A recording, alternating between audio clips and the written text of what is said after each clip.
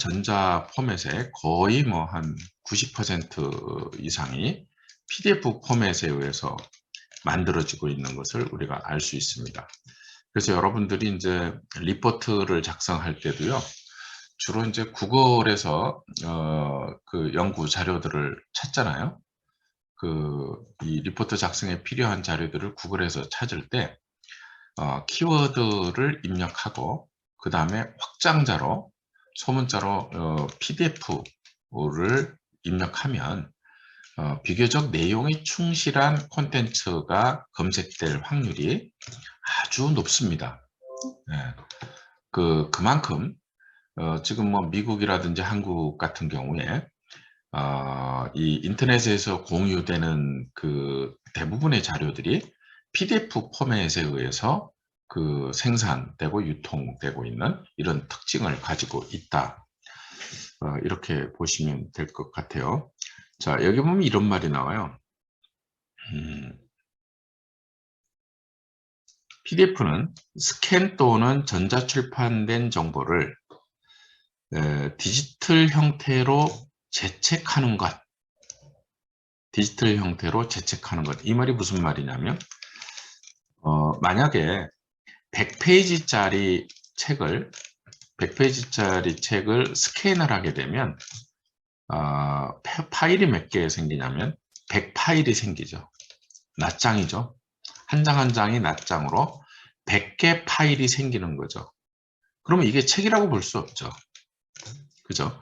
100페이지짜리 한 권의 종이책을 스캔을 해버리면 파일이 100개가 생긴다는 거죠. 분리돼 가지고. 그러니까 하나의 책으로 만들려면 어떻게 해야 됩니까? 재본을 해야죠. 전자 재본을 해야 돼요. 전자 재본을.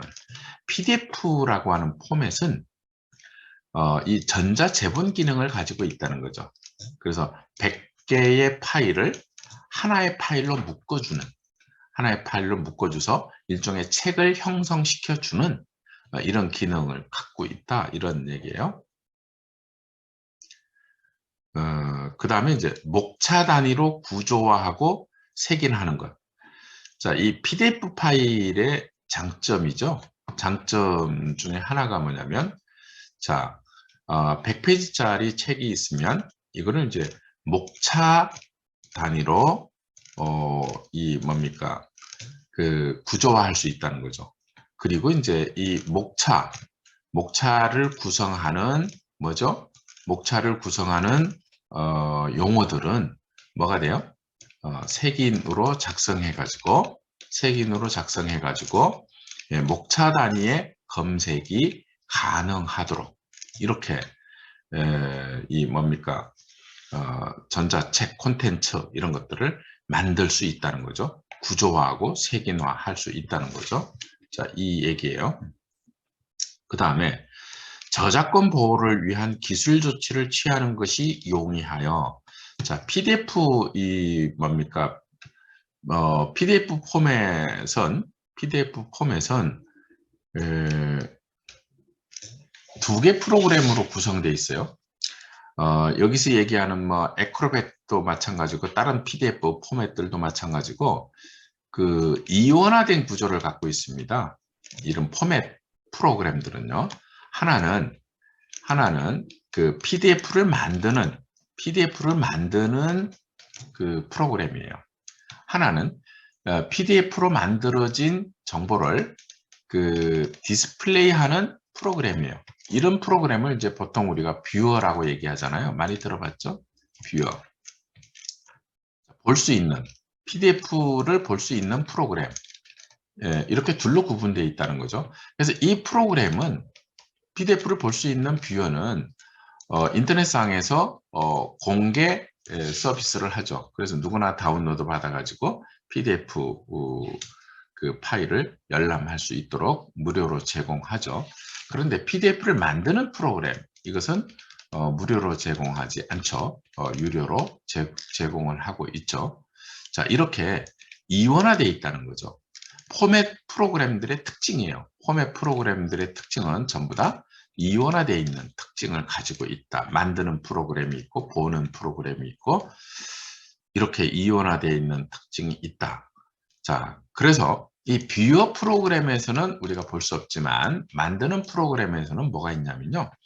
여기서 얘기하는 저작권 보호를 위한 기술 조치를 할 수 있는 환경이 있어요. 그 어떻게 설정이 되어 있냐면 예를 들어서 PDF 문서를 그 사람들이 드래그 하는 것을 하지 못하도록 만들겠다. 그러면 여기 이제 그 체크 박스가 있다고 가정합시다. 자, 드래그 여부 체크박스 2개. 자, 드래그 여부 허용, 비허용. 그러면 비허용에 체킹을 해버리면 이건 드래그가 안 돼요. 안 되게 환경이 설정된다는 거죠. 그 다음에 이 PDF 파일을 그 이용자가 자기 컴퓨터에다가 저장하는 거를 허용할 거냐 마냐. 만약에 이것도 이제 허용, 비허용 이렇게 해놨으면 저장하는 것을 허용하지 않는다에 체킹하면 뭐요? 저장이 안 되는 거죠. 그 다음에 다운로드가 가능할 수 있도록 할 거냐, 그렇지 않을 거냐. 다운로드가 가능하지 않도록 선택을 하면 다운로드가 안 되는 거죠. 만들 때. 자, 이렇게 저작권 보호를 위한 기술 조치를 아주 간단하게 이렇게 설정할 수 있어요. 그리고 저장하면 이런 환경이 자동으로 설정되는 거예요. 그 다음에 그 편집 기능을 허용할 거냐 안 할 거냐.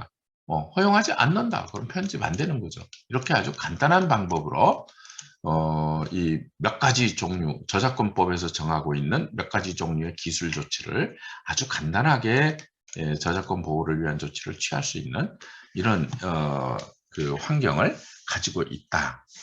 이런 얘기예요. 얘기 나온 김에 한마디 더 하면 저작권 보호를 위한 조치는 크게 둘로 나뉘어요. 하나는 윤리적인 조치, 윤리적인 조치. 또 하나는 기술적인 조치 이렇게 나누거든요. 자, 윤리적인 조치는 이제 어떻게 취하는 거냐면 우리 홈페이지나 이런 데 보면 이런 거 봤죠? 이 홈페이지는 또는 책에 보면 이 책은 저작권법에 의해서 저작권 보호를 받는 저작물입니다. 위반할 시에는 처벌을 받습니다. 이런 문구 봤죠? 이건 이제 경고 문구라고 그래요. 경고 문구. 경고 문구. 그 다음에 그 국제 저작권 협약, 세계 저작권 협약이 정한 저작권 보호 표시, 보통 이제 C하고 동그라미 친 이런 표시 봤죠? 네, 카피라이트 약자를 동그라미 쳐놓은 거 이런 거 봤죠? 그냥 이 문서에다가 C 이렇게 표시해 놨으면 이거는 세계 저작권 협약에 따라서 저작권이 보호받는 저작물이다. 이 얘기를 의미하는 거예요. 경고 개념을 같이 담고 있는 거예요.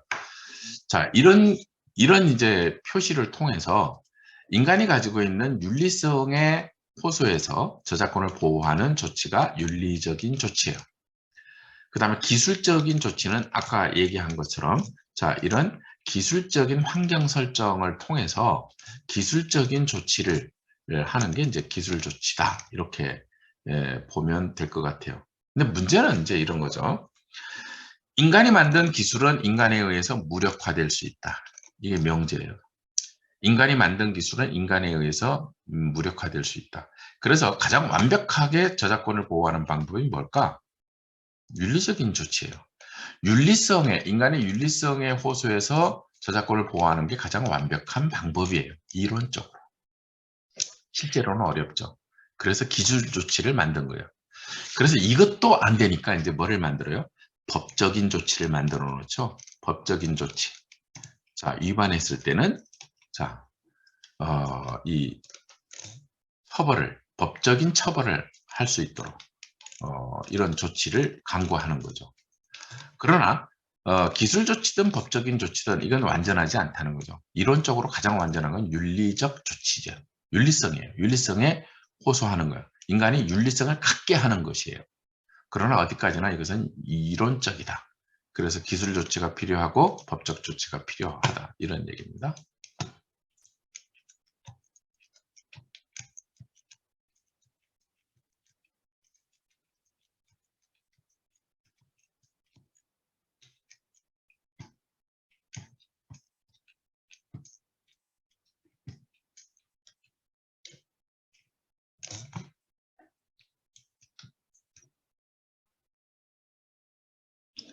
자, 이 지금 PDF는 전자책 개념 또 디지털 콘텐츠 개념에서 이 뭡니까 정보 매체를 만드는데 아주 광범위하게 전 세계적으로 이용되고 있는 이런 포맷이다.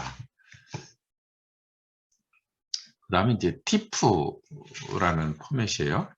이 TIFF라는 포맷은요, 그 이미지 저장 포맷인데,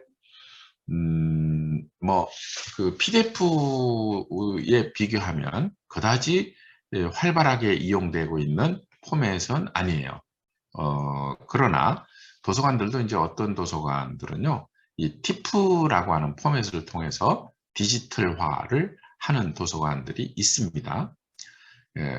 범용은 아니에요. 범용은 PDF가 훨씬 범용으로 활용되고 있다. 이렇게 보시면 될 것 같고. EPUB, EPUB 포맷 정보 매체인데요. 자, EPUB은 이제 이 전자책 국제 표준, 표준을 정하는 국제 디지털 출판 포럼에서 제정한 포맷이다. 그래서 이 세계 표준으로 주목받을 만큼 이 세계적 관심이 높은 포맷이 바로 EPUB이라고 하는 포맷이다. 자, 우리나라에서는 이제 이 이북 표준화 포럼이 구성되어 있고 이 EPUB을 표준으로 채택하는 것을 검토하고 있죠. 자, EPUB을 이제 전자책 만드는 표준으로 선택하면 어떤 장점이 있냐면요. 이 전자책을 만드는 회사는 수없이 많습니다. 바꿔 얘기하면 요즘에는 모든 출판사들이 전자책을 다 만들 수 있고 필요하면 개인도 이 전자책을 만들 수 있죠. 자, 그런데 우리는 이제 그러면요. 책은 법적으로 등록 출판 제도를 운영하고 있습니다. 등록 출판 제도. 이게 무슨 말이냐면 그 책을 만들고자 하는 자는 출판문화산업진흥법에 의해서 문화체육관광부에 출판사를 등록해야 돼요. 자, 이제 우리나라가 지방자치화가 되면서 이제 지역 같은 경우는 뭐 부산 같으면 부산광역시에 이 출판사 등록을 해야 돼요. 지금은 이게 이 구청으로 권한이 이제 계속 위임되고 있죠. 그래서 뭐 부산 남구는 남구청에 등록을 한다든지 이렇게 지금 되어가고 있죠. 자, 어쨌든 책을 만들고자 하는 출판사를 만든 다음에 이 출판사를 법적 요건을 갖춰서 등록해야 된다. 자, 이 등록된 자가 이제 합법적으로 책을 만들 수 있도록 이 법에서 정하고 있는 거죠. 그래서 이제 이걸 등록 출판이다 이렇게 얘기할 수 있다는 거죠. 자, 이 등록 출판사가 엄청나게 많습니다. 등록 출판사가 가장 많은 도시가 이제 서울, 경기, 그 다음에 부산광역시, 뭐 대구광역시 막 이런 순서쯤 돼요. 이런 순서쯤 되는데 이렇게 수많은 이 등록 출판사들이요. 모두가 요즘에는 뭐 전자책을 다 만들 수 있습니다. 누구나 전자책을 다 만들 수 있는데 만약에 이런 그 출판사들이요. 표준화된 프로그램을 통해서 전자책을 만들지 않으면 어떤 문제가 생기냐면 도서관은 수많은 출판사들이 만든 책들을 수집하게 돼요. 근데 이 책들이 아까 내가 전자책은 어떤 특성을 갖고 있다고 그랬냐면요. 전자책을 만드는 프로그램이 있고 전자책을 보는 프로그램이 있다 그랬잖아요.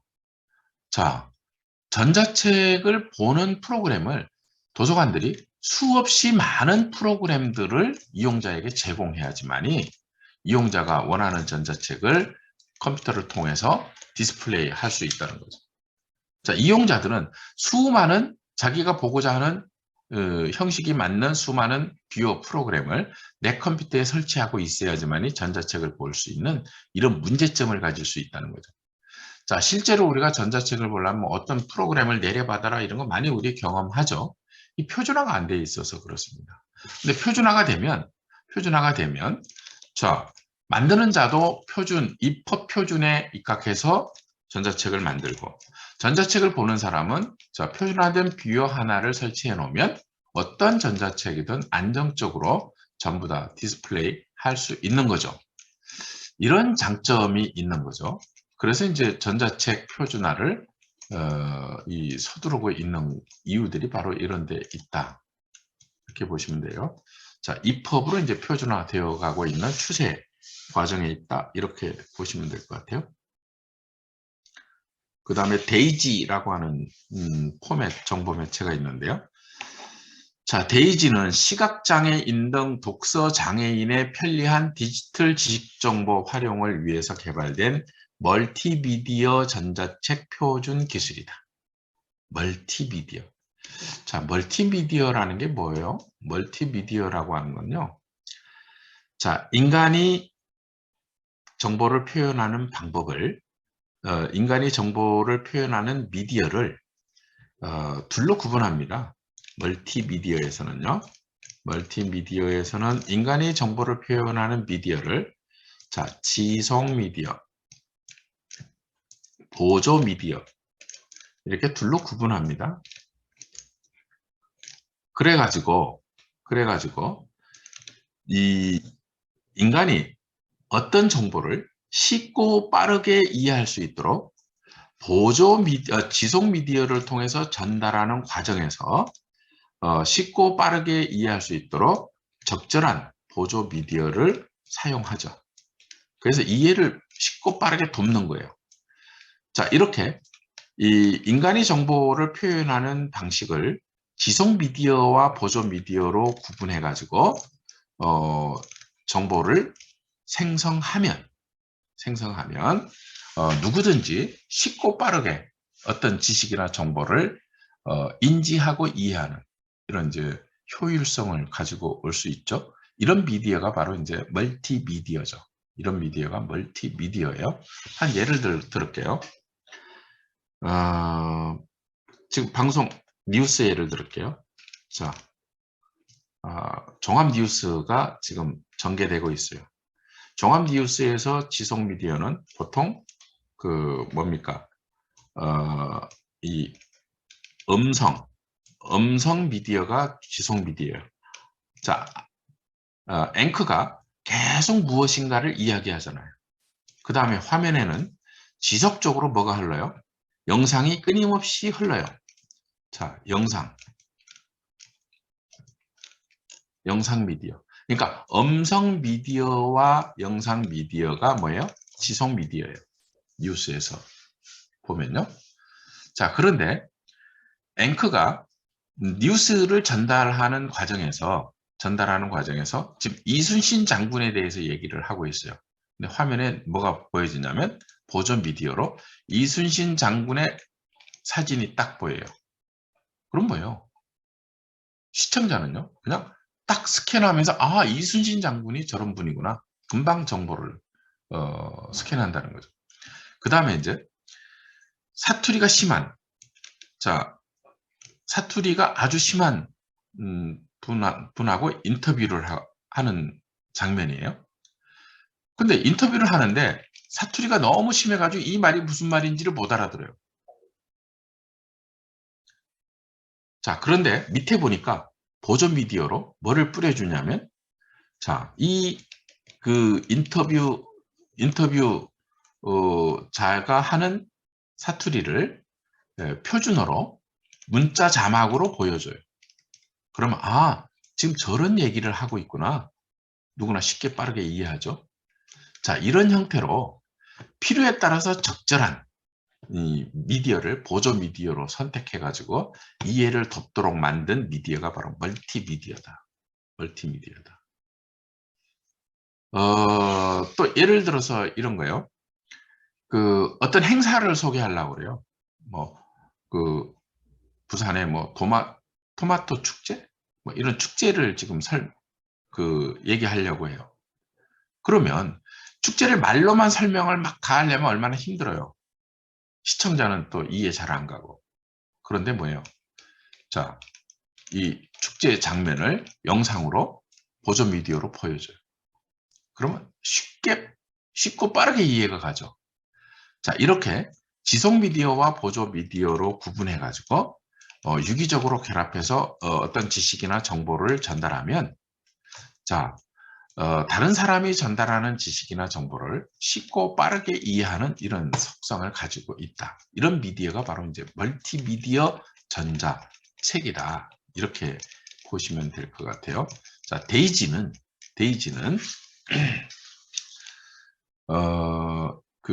이런 시청자들이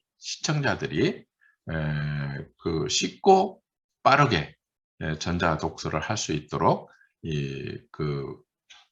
멀티미디어 전자책 기술 표준, 멀티미디어 전자책 기술 표준이다. 이렇게 얘기하면 될 것 같아요. 세계 40개 주요 국가에서 표준으로 사용하고 있다. 데이지는. 자, 우리나라 얘기 한번 보죠. 읽어볼게요. 우리나라는 지식경제부 표준원이 시각장애인, 저시력자, 노인 등 독서 장애자들이 비장애자처럼 책을 읽을 수 있도록 하기 위해 데이지를 기반으로 하는 디지털 음성도서. 자, 이 데이지 프로그램으로 책을 만들면요, 음성으로 책을 들을 수도 있고, 자, 이런 편리성을 제공할 수 있어요. 자, 음성도서 KS 국가표준을 추정하고 있다. 이 표준이 제정되면 오디오북과 텍스트를 음성으로 변환시켜주는 TTS 파일이 갖고 있는 문제점, 즉 도서, 장절, 폐지 등 시각장애인이 원하는 곳을 찾거나 도표, 각주 등 구현이 불가능했던 문제가 해소돼서 도서 내에서 자유롭게 페이지를 이동하고 읽기 위치를 표시하고 키워드 검색을 할 수 있고 단어 철자를 확인하는 것 등이 가능해져서 비장애인이 독서를 하는 것과 유사한 독서 환경을 장애인들에게 제공할 수 있다. 자, 이런 유용성을 제공하고 할 수 있는 포맷이 바로 데이지라고 하는 정보 매체 포맷이다. 이런 얘기입니다. 앞으로 이제 시간이 가면 갈수록요, 이건 통합되어 갈 거예요. EPUB의 기능에서 데이지 포맷 개념이 부과돼 가지고 융합돼 가지고 뭐 장애를 가진 분이든 비장애인이든 자기가 원하는 방식으로 다양한 방법으로 전자책을 이용할 수 있는, 자, 이런 형태로 점차 바뀔 것이다. 우리가 이제 이 음성 오디오 전자책 이렇게 얘기하면요, 장애를 가진 시각장애인 같은 장애가 있는 분들에게만 필요한 책이 오디오 책이다 이렇게 이해하는 경우들이 있는데 그렇지 않습니다. 예를 들어서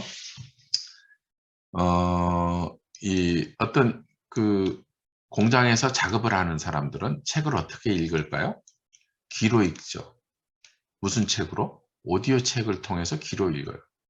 오디오 책을 통해서 귀로 예를 들어서 책을 읽으면 생산성에 긍정적인 영향을 미친다고 얘기해요. 그 다음에 운전하는 사람은요, 책을 어떻게 읽습니까? 자, 귀로 읽죠. 뭐를 통해서? 오디오 책을 통해서. 그러니까 우리가 이 디지털 음성 도서라고 하는 것, 오디오북이라고 하는 것이요. 아, 이게 무슨 시각장애를 가진 분 같은 장애인들만이 읽는 책이 오디오 책이다. 이건 고정관념이에요. 비장애인들도 오디오 책의 필요성이 계속 증가하고 있습니다. 그리고 이제 아까 우리가 여기 중요한 얘기가 나온 게 저시력자, 노인.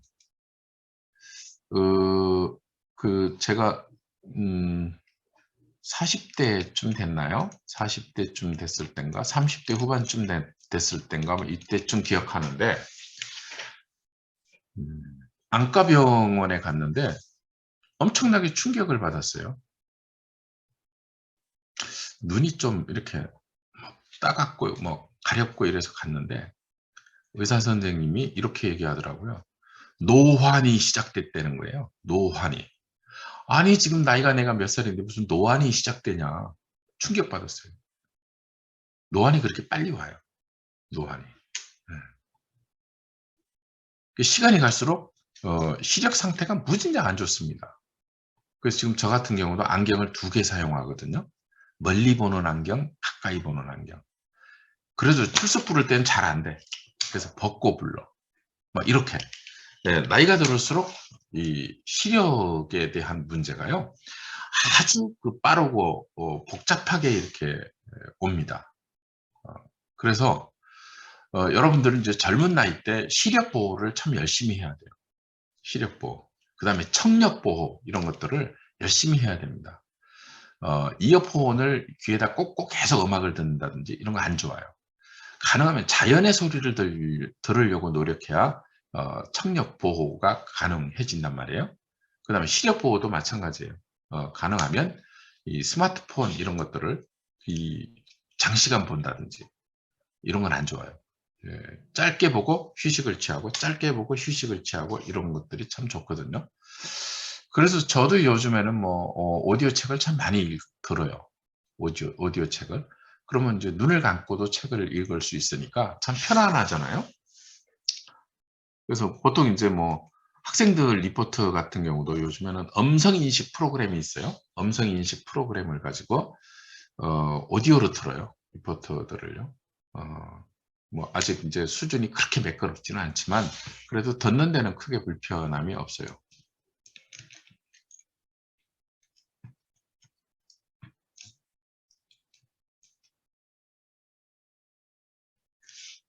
음, 자, 데이지 표준이 이제 세계 표준으로 가고 있고, 그리고 범용적인 전자책을 만드는 세계 표준은 EPUB으로 가고 있고, 이런 EPUB과 데이지는 이제 통합 솔루션으로 앞으로 발전될 가능성이 많다. 현대 사회에 이 인간 사회에 필요한 인프라스트럭처들은요, 전부 다 이제 융복합 개념으로 가는 특징을 가지고 있어요. 대표적인 게 스마트폰이라는 단말기예요. 스마트폰에는 다양한 인프라들이 복합적으로 구성되어 있고 작동되는 것을 볼 수가 있습니다. 이제 점차 그런 추세로 가고 있다는 거죠. 그래서 포맷 정보 매체들도 그런 추세로 가고 있다. 이렇게 보면 될 것 같아요. 자, 그 다음에 정보 매체와 기록 도구 볼게요.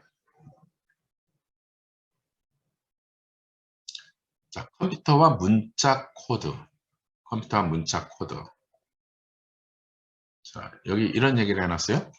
컴퓨터의 정보 기록 방식을 보면 인간은 사회적으로 약속된 문자, 숫자, 기호 등에 의해서 정보를 표현하지만, 자, 우리가 정보를 표현하는 방법은 문자, 숫자, 기호 이런 표현 방식으로 정보를 표현한다는 거죠. 이제 그런데 컴퓨터는 뭐예요?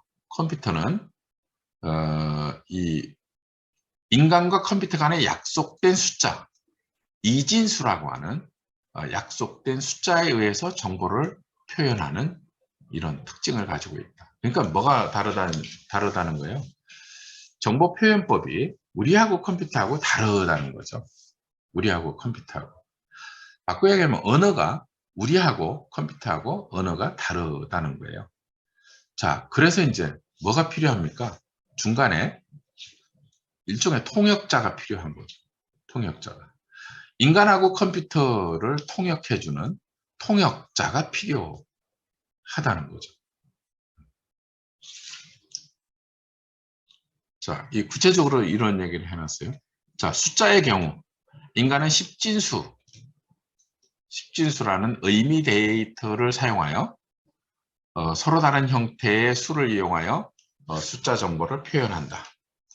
근데 컴퓨터는 이진수를 이용해서 숫자를 표현하기 때문에 십진수를 컴퓨터를 통해서 표현하기 위해서는 뭐를 해야 된다? 이진수로 변환해야 된다. 변환해야 된다. 자, 십진수를 이진수로 변환하는 방법. 자, 십진수를 이진수로 변환 시에는 몫이 2보다 작을 때까지 계속 2로 나눈 다음에 목에서부터 위로 올라가며 나머지 수를 기록하는 방식으로 변환해야 된다. 자, 그림이에요. 자, 이렇게 계속 나눠주는 거예요. 자, 그리고 요 숫자가 뭐예요? 컴퓨터가 알아들을 수 있는 이진수예요. 자, 1, 4개, 0, 1, 1. 자, 이렇게.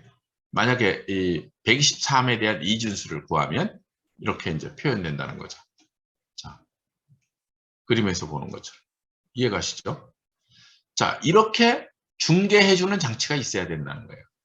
변환시켜가지고 중계해주는 장치가 있어야지 인간이 표현하는 숫자 정보를 컴퓨터가 알아들을 수 있다는 거죠. 반대로 컴퓨터가 표현하는 이진수 숫자 정보를 자, 중계해주는 자가 있어야지만이 인간이 또 알아들을 수 있다는 거죠. 이런 얘기예요. 자, 8진수 뭐 마찬가지 개념들이고.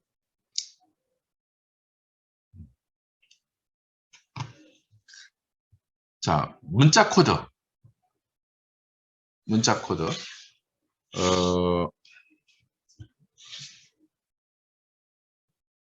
컴퓨터 환경에서 가장 범용적으로 사용하고 있는 문자 코드는 바로 아스키 코드다. 아스키 코드.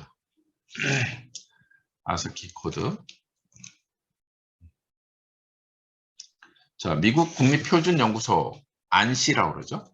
미국 국립표준연구소 안시에서 개발되고 국제표준기구 ISO에서 제정된 아스키 코드가 가장 범용적으로 이 컴퓨터 환경에서 문자 코드로 사용되고 있다. 이런 얘기예요. 여기 보면 이런 말이 나와요. 아스키 코드는 8비트로 구성되어 있으나 대부분은 7비트만 사용하고 1비트는 페르티 비트로 사용되고 있다. 페르티 비트, 예비 비트로 남겨뒀다는 얘기예요. 그래서 영어에서는 예비 비트로 남겨뒀지만 한글에서는 이걸 뭘로 사용하냐면 이 한 개 비트를 뭘로 사용하냐면 여러분 컴퓨터 사용할 때 누르면 영문으로 변하고 누르면 한글로 변하죠. 자, 이 용도로 사용하고 있죠. 자, 이 코드는 도형 문자 10개의 숫자, 52개의 로마자, 대소문자, 32개의 특수문자, 그 다음에 기능문자, 6개의 서식 제어문자, 10개의 전송 제어문자, 4개의 장치 제어문자, 4개의 정보 분리 문자, 그리고 10개의 특수 기능 문자. 자, 이렇게 구성되어 있다는 거죠. 이렇게 구성되어 있다. 여기 아까 얘기한 게 나오죠. 한글의 경우 8번째 비트를 추가하여 0일 경우 0문자로, 1일 경우 한글 자모로 대응시킨 7단위 한글 자모 음용 부호를 사용하고 있다. 자, 문자 코드는 대부분 아스키 표준을 따르고 있다. 그러나 MS 윈도우 NT 유니코드 표준을 사용한다. 자, 이 무슨 말이에요? MS 윈도우라고 하는 프로그램은 운영 프로그램이죠. 운영 프로그램. 자, 컴퓨터 프로그램은요, 컴퓨터 프로그램 종류 크게 나누면 이제 운영 프로그램이 있고요, 응용 프로그램이 있어요. 컴퓨터 프로그램은 크게 두 종류로 나눠요. 운영 프로그램, 응용 프로그램으로 나눠요. 여러분 개인 컴퓨터도 마찬가지예요. 자, 여러분 컴퓨터에서 운영 프로그램은 뭐를 사용하고 있냐면, 자, 윈도우를 사용하고 있어요. MS 윈도우를 사용하고 있어요. 윈도우.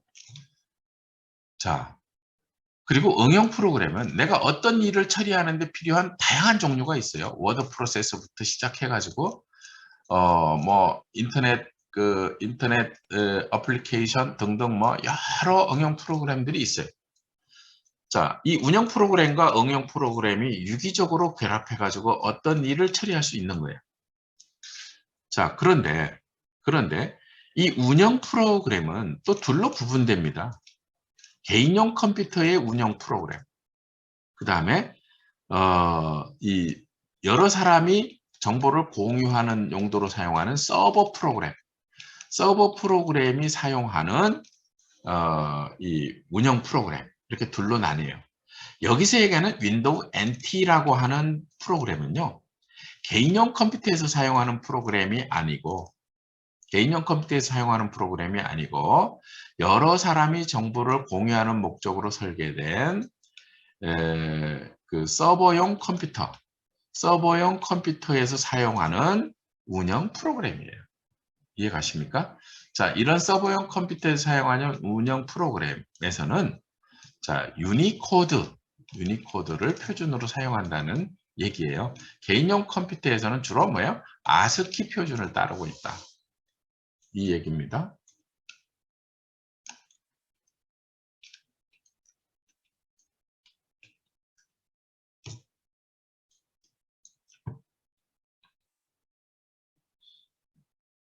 그 다음에 FCD.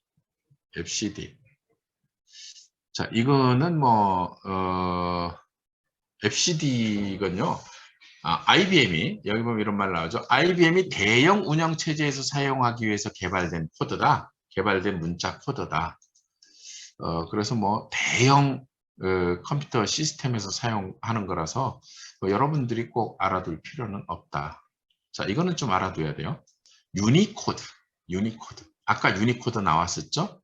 유니코드. 서버용 컴퓨터에서는 운영체제를 윈도우 NT 같은 프로그램을 주로 사용한다 그랬죠? 그런데 문자 코드도 뭐를 사용한다 그랬죠? 유니코드를 채택하고 있다 그랬죠?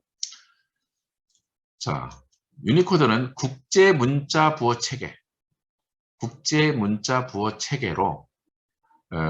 국제 표준으로 제정되어 있다. 95년부터 국제 표준으로 제정되어 있다.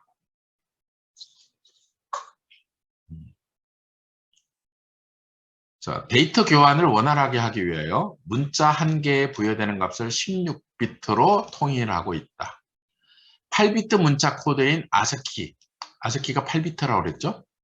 근데 실제로는 7비트만 사용하고 1비트는 예비 비트로 남겨뒀다고 그랬죠? 예비 비트를 한글에서는 영문 교환 코드로 사용하고 있다 그랬잖아요. 자, 문자 코드인 아스키 코드를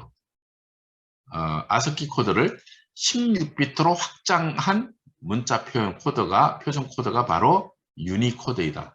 왜 이렇게 16비트로 확장했을까요? 세계 여러 나라의 언어들이 매우 복잡하잖아요. 그러니까 이 언어들을 표현하는데 8비트 가지고는 어려움이 있다는 거죠. 그래서 이제 다양한 세계 각국의 언어를 효율적으로 소통할 수 있도록 고안된 것이 유니코드인데, 바로 그래서 이제 이 다양한 언어를 수용하기 위해서 16비트로 아스키 8비트를 16비트로 확장해 가지고 유니코드를 만들었다, 이렇게 보면 될 것 같아요. 코드 1문자당 영어는 7비트, 비영어는 8비트, 한글이나 일본어는 16비트 값을 지니는데, 자, 이 모든 것을 뭘로 통일했다? 16비트로 통일했다. 이런 얘기입니다. 자, 그래서 우리나라 도서관들은 그 도서관 전사 하나를 할 때 문자 코드를요, 기본적으로 2개 사용하고 있습니다. 아까 아스키 코드, 그 다음에 유니코드 2개를 사용해서 도서관 전사 하나를 하고 있습니다. 자, 그런데 이 2개의 코드를 사용해도 의미론적인 측면에서는 전혀 엉뚱한 답을 하는 문제들을 갖고 있는 게 우리나라의 특징이에요. 왜 이런 문제를 갖고 있냐면, 우리나라는 남과 북이 사용하는 언어가 의미론적 측면에서 달라요. 예를 들어서 우리나라에서 사용하는 오징어 그러면 뭔가 여러분 다 머리에 상상되죠? 북한에서는 이 오징어 그러면 뭐가 상상이 될까요? 북한에서는 오징어 그러면 낙지예요. 낙지를 오징어라고 그래요. 다르다는 거죠. 그래서 이제 우리나라가 특이하게 이 문자 코드만으로는 의미론적인 측면에서 컴퓨터와 자연스럽게 소통하는 것이 불가능한 이런 구조를 갖고 있어요. 그래서 이제 우리나라 같은 경우는 나중에 이 남북 간의 이런 문제를 해결하기 위한 노력들이 지금 많이 있죠. 그래서 이제 이 중개 장치를 만드는 게 필요해요. 어휘라는 관점에서 이런 중개 장치를 만들어야 되는데, 이건 이제 이런 건 문자 코드라고 얘기하지 않고 시소로스라고 얘기하죠. 시소로스. 예를 들어서 컴퓨터를 검색할 때 오징어, 남과 북한 정보를 융합된 정보를 검색하는 그 시스템이다 그러면 오징어 검색하면 자, 뭡니까? 오징어 검색하면 그 뭐야? 북한이든 남한이든 의미론적인 측면에서의 오징어가 실제 오징어에 대한 정보가 검색될 수 있도록 중개하는 장치. 이런 장치가 이제 필요하죠.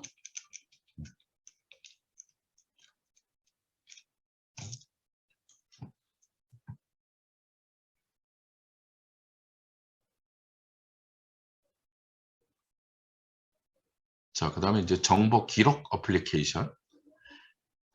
워드 프로세스. 여러분, 워드 프로세스 뭐 잘 알죠? 근데 워드 프로세스에 대해서 한마디만 얘기할게요. 워드 프로세스는요, 소위 탁상 출판이 가능한 어플리케이션이에요. 그래서 워드 프로세스를 사용할 때 여러분들이 꼭 알아둬야 되는 기능이 뭐냐? 워드 프로세스에서는요, 어떤 기능을 반드시 알아둬야 되냐면 편집 기능. 다양한 편집 기능을 알아줘야 돼요. 그리고 편집과 관련된 다양한 개념들을 알고 있어야 된다는 거죠. 그냥 뭐 글을 입력하고 뭐 이런 것만 알아서는 안 된다는 거죠. 그 다음에 뭐 워드가 얘기가 나왔으니까 MS 그 엑셀 같은 경우, 엑셀은요 함수 사용 기능을 반드시 알아야 돼요. 엑셀을 잘 사용할 줄 알으려면요. 그 다음에 액세스 같은 경우는요. 이게 데이터베이스를 만드는 툴이에요. 그래서 액세스를 가지고 구조화된 데이터베이스를 만들어서 활용하는 방법을 알아야 돼요. 파워포인트 많이 사용하니까 생략하고요. 그다음 HTML.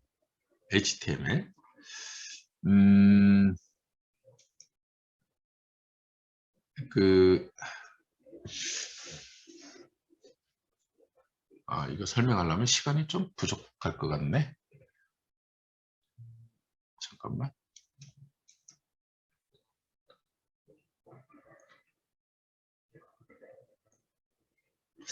밑에 몇 개가 더 있네.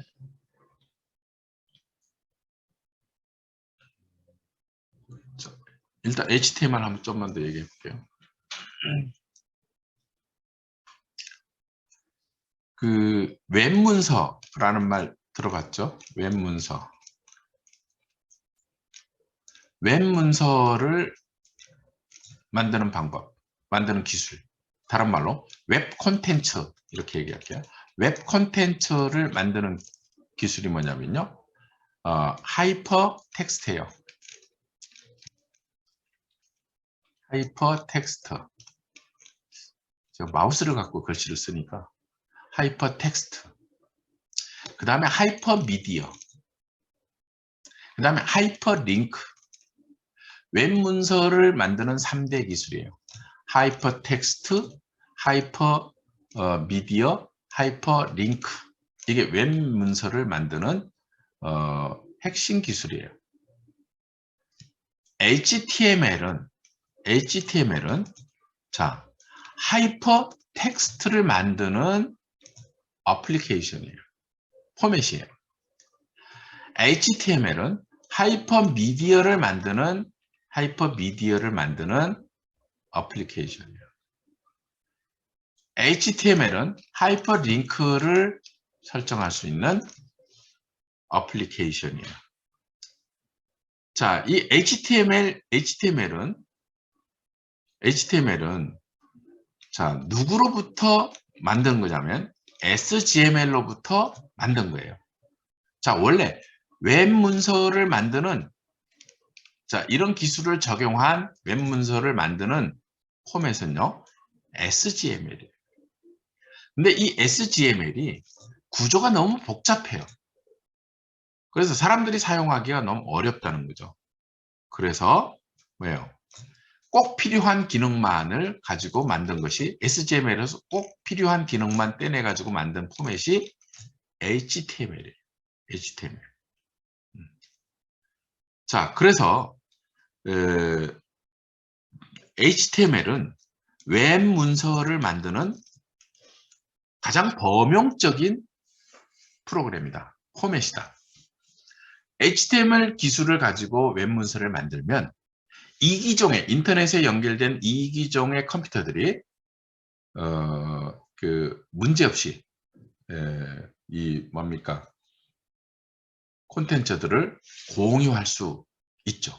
공유하는 것이 가능하죠. 다음 시간에 HTML부터 하겠습니다. 자, 오늘 수업은 여기서 마치고요. 다음 주부터 발표가 있죠. 그죠? 발표조들은 준비해 주시기 바라고. 자, 오늘 수업은 마치도록 하겠습니다. 네, 수고했습니다.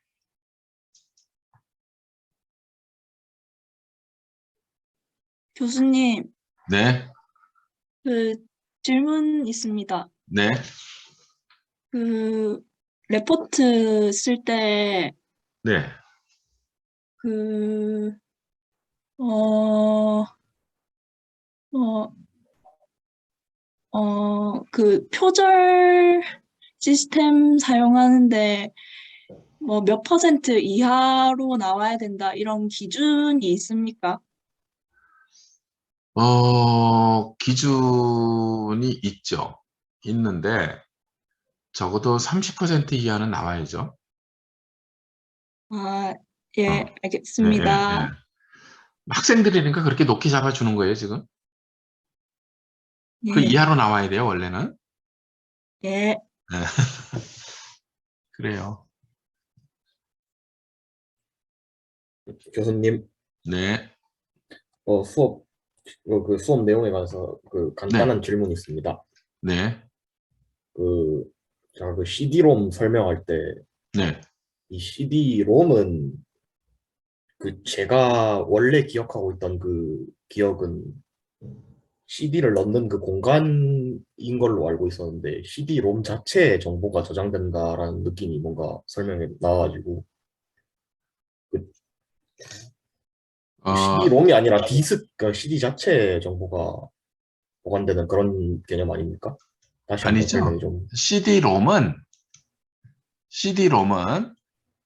예, 이 정보를 저장하는 매체를 CD-ROM이라고 그러고 CD-ROM에 있는 정보를 가독하는 장치는 CD 드라이브 또는 CD-ROM 드라이브, CD-ROM 플레이어, CD 플레이어 이렇게 부르죠. 어, 이해가요? 그러니까 그 게임 사면 그 따라오는 그 CD가 그 CD를 CD-ROM이라고 하는 것입니까? CD-ROM이죠. 예, 아니, 예. 전, 예, 이 전자매체에는 이제 어떤 특징이 있냐면 정보가 저장되어 있는 매체가 있고 예, 저장된 정보를 가독하는 장치가 있잖아요. 예, 이렇게 둘로 구분되잖아요. 그렇죠.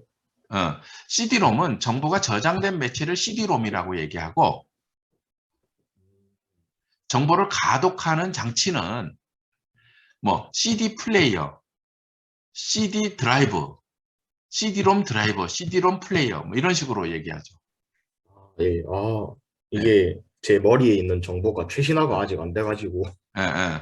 그 CD-ROM이 음. 그냥 그 CD를 넣는 그 CD 드라이버랑 이제 헷갈렸나 봅니다, 제가. 예. 그렇게 아, 구분하면 돼요. 예, 그래가지고 헷갈렸나. 감사합니다. 네. 네네.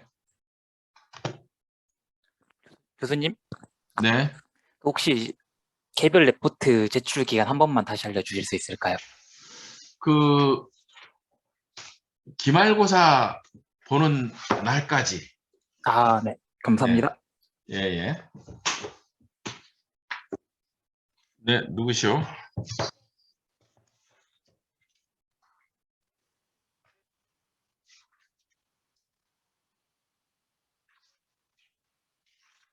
네.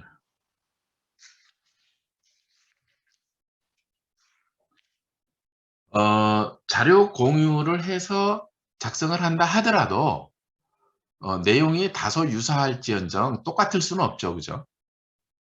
예. 그런 정도 수준이면 내가 보면 알죠. 예. 완전히 베꼈는지. 그러니까 쉽게 얘기하면 자기 노력으로 작성하라는 뜻이에요. 네. 네. 교수님, 네. 그 1학번 안준민입니다. 네. 그 저희 조가 SNS 관련해서 이제 그